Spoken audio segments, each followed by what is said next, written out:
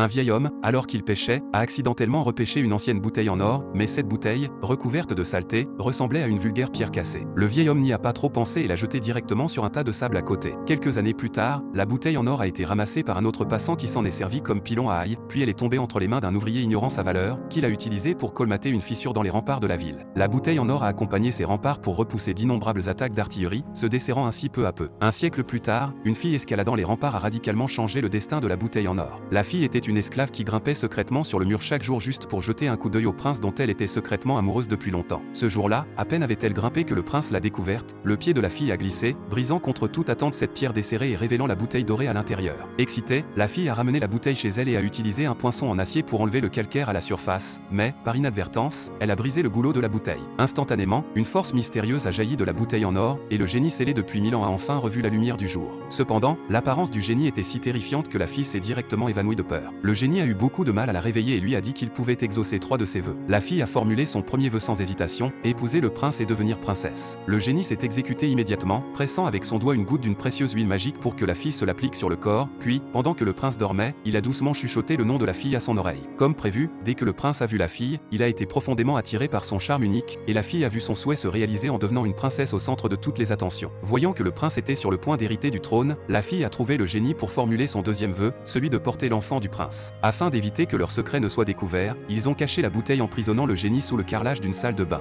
Bientôt, la fille est effectivement tombée enceinte du descendant du prince et a commencé à exhiber son ventre arrondi partout dans le palais. Elle ignorait qu'un désaccord avait déjà surgi entre le prince et son père, le roi ayant orchestré un complot pour assassiner son propre fils. Pour couper le mal à la racine, la princesse et l'enfant qu'elle portait sont devenus les cibles du meurtre suivant. Pendant sa fuite, la fille a été attrapée par les assassins et, sans avoir pu formuler son troisième vœu, a été jetée à la mer. Lorsque le génie est allé la secourir, la fille s'était déjà noyée. Puisque la fille ne pouvait plus formuler son dernier vœu, la malédiction du génie n'a pas pu être levée, et il a été scellé de nouveau dans la bouteille sous le plancher. 100 ans ont encore passé, et l'âme du génie a flotté hors de la bouteille pour appeler à l'aide, mais personne ne pouvait l'entendre. Alors que les dynasties s'étaient succédées à plusieurs reprises, l'apparition d'un petit garçon a finalement redonné espoir au génie. Le petit garçon, en train de jouer, semblait avoir senti la présence du génie, et celui-ci l'a lentement attiré vers l'arrière-cour abandonnée. Le garçon intelligent a vite découvert que c'était creux sous la dalle de pierre, alors il a appelé son petit frère pour l'aider à la soulever. Les deux frères ont utilisé toute leur force, mais la dalle n'a pas bougé d'un pouce. À ce moment-là, leur mère est soudainement apparue et les a arrêtés, faisant manquer au génie une énième occasion d'être sauvé. Dès lors, le génie flottait tous les jours autour du garçon, déterminé à le ramener dans l'arrière-cour, mais le garçon a hérité du trône à l'âge de 11 ans, a commencé à faire la guerre à 20 ans, et est rapidement devenu un tyran sanguinaire. Par peur de se faire usurper le pouvoir, il patrouillait à cheval dans le palais au beau milieu de la nuit, voulant même tuer son stupide mais inoffensif jeune frère, mais a été arrêté à temps par sa mère. Afin de le détruire, sa mère lui préparait chaque jour du vin inépuisable et faisait venir le meilleur conteur du pays pour lui raconter des histoires, le plongeant ainsi dans la luxure. Peu à peu, il s'est désintéressé des affaires de l'État, passant ses journées à écouter les histoires du vieil homme, jusqu'à ce qu'un jour, ce dernier décède. Accablé de chagrin, il a bu tout le vin du palais et, dans son impuissance, a finalement perçu à nouveau l'appel du génie, se rendant en titubant dans l'arrière-cour. Le génie était extrêmement excité, ses années d'attente étant enfin récompensées, mais contre toute attente, le corps du roi était déjà trop faible, il a rendu l'âme sur place avant même d'avoir pu ouvrir la serrure. Le génie a sombré une fois de plus dans le désespoir. Mais peu de temps après, l'apparition soudaine d'une princesse de 150 kilos a redonné au génie une chance de revoir le jour. La nouvelle princesse aimait flâner partout et, par un heureux hasard, est venue prendre un bain dans l'ancienne salle de bain, par conséquent, elle a glissé accidentellement, brisant la dalle et libérant le génie scellé depuis un millénaire. Mais la femme corpulente pensait que le génie essayait de profiter d'elle et a formulé un vœu cruel: je souhaite que tu retournes dans ta bouteille et que tu coules au fond de la mer.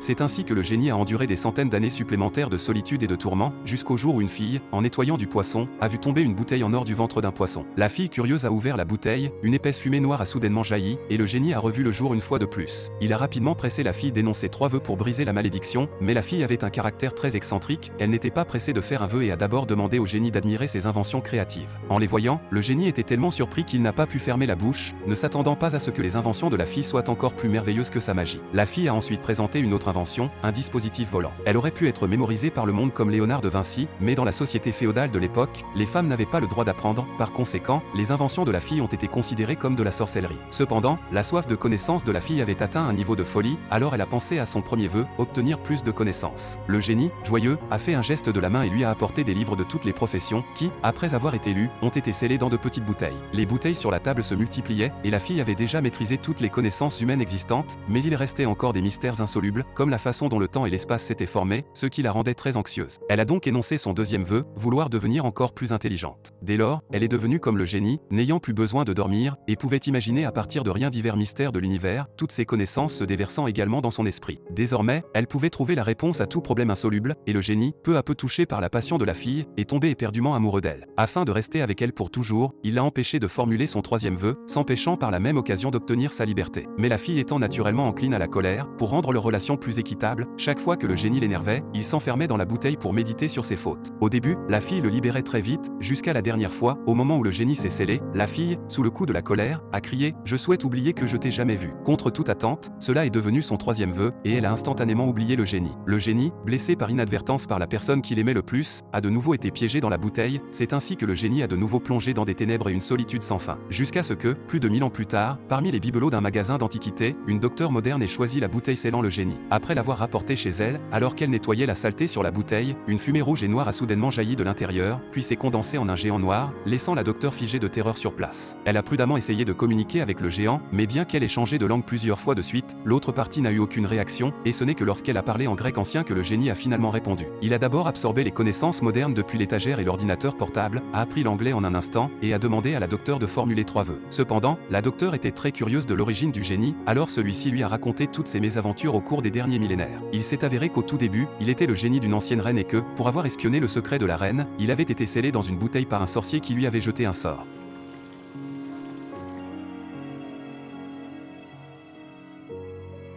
Après avoir été jeté par-dessus les remparts, il a été emporté par un aigle, a traversé de vastes terres et a été jeté dans la mer. Des centaines d'années plus tard, il a été repêché par un pêcheur, commençant dès lors son destin mouvementé. Il a connu successivement 3 maîtres, mais aucun n'a pu briser la malédiction, en particulier la dernière fois, où il a été scellé de nouveau avec une nostalgie infinie, avant de tomber finalement entre les mains de la docteure. Après avoir entendu l'histoire du génie, la docteure a éprouvé beaucoup de compassion et a alors énoncé son premier vœu, que le génie tombe amoureux d'elle et devienne son petit ami. Elle a demandé au génie de lui offrir toute sa nostalgie accumulée pendant des milliers d'années. Le génie a tenu promesse et a donné à la docteure un amour et une attention méticuleuse, devenant le soutien le plus puissant de sa vie. Mais les bonnes choses ont une fin, lorsque la docteure a pris l'avion avec la bouteille du génie, celle-ci a été exposée aux rayons X de la sécurité, et bientôt, le corps du génie a commencé à agir de manière étrange, se dissipant peu à peu. En raison de la fréquence trop élevée des ondes électromagnétiques dans la société moderne, le corps du génie ne pouvait pas s'adapter à l'environnement moderne. Par conséquent, la docteure a formulé son troisième vœu, espérant que le génie puisse retourner dans son propre monde. À peine avait-elle fini de parler que la bouteille magique qui l'emprisonnait s'est brisée sur place, et le génie a enfin obtenu la liberté qu'il avait toujours désirée. Le lendemain, la docteure a découvert que le génie était parti. Au cours des 3 années qui ont suivi, la docteure a écrit l'histoire du génie dans un livre. Alors qu'elle fermait le livre et s'apprêtait à rentrer chez elle, elle a soudainement ressenti quelque chose. En se retournant, elle a vu le génie s'avancer lentement vers elle. Bien qu'il n'ait pas réussi à trouver un moyen de s'adapter à la société moderne, il a décidé de venir rendre visite à la docteure de temps en temps. Bien qu'ils ne puissent pas être toujours ensemble, leurs esprits étaient connectés. Pour la docteure, cela suffisait amplement.